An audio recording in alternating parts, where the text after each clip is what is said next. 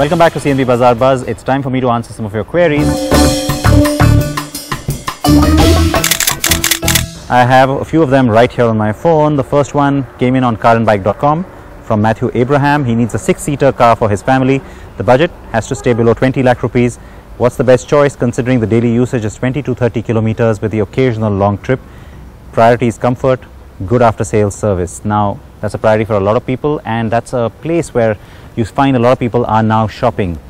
6-seater, 7-seater is kind of the same thing, and of course the benchmark remains the Toyota Innova. The new one, the Crista, is still doing the job very well. So if you want to look at a lot of space from a cabin point of view and you want that slightly higher seating position, the Innova Crista is the way to go. But if you don't want to spend that much and you want to still consider the same kind of cabin space, well, the Renault Logi, very reliable car, pretty smart, well built, and should do the job as well. So you should consider the Logi as well when you're shopping. Another question coming in on our website is Uday Kiran, who's 26, wants to buy the Royal Enfield Continental GT. He says he's 5'11" and he wants to know if it will suit Indian streets and village roads for commuting frequently and also as a tourer.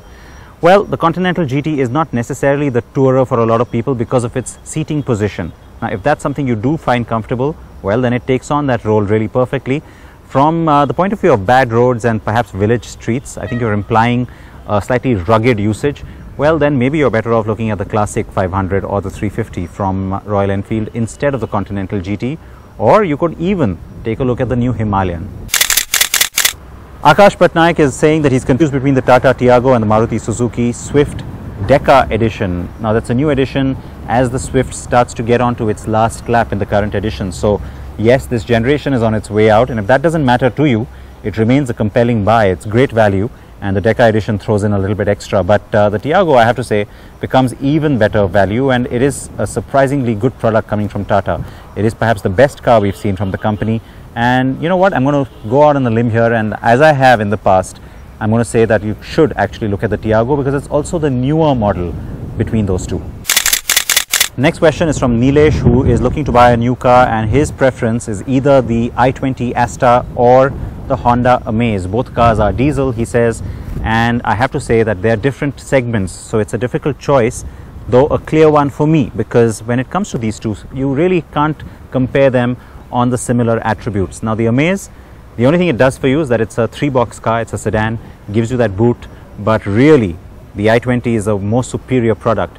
It's built on a bigger platform, it has a better track, it drives better, it has better cabin room as well, and I have to say perhaps even a few more features that make it more enticing. So really, as cars go on product and on drivability, the i20 is far superior. That's the one I'm going to advise you to go for.